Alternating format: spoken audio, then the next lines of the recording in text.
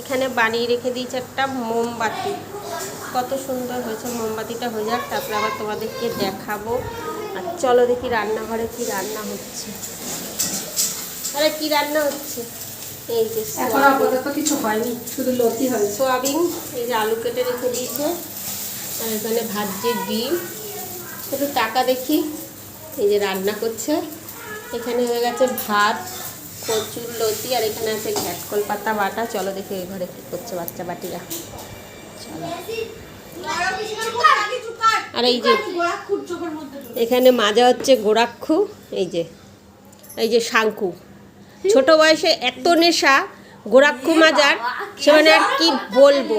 তোমাদের বাড়িতে এইটুকুনি বয়সে কে কে গোরাক্ষু মাজে বন্ধুরা, তোমরা একটু কমেন্ট করে জানিও। আর এই ভিডিওটা প্রচুর শেয়ার করো, যাতে ওর মতন বাচ্চারা কেউ গোরাক্ষু দেখলে যাতে ভয়ে কাঁপে। এই যে গোরাক্ষু মাজছে, দেখো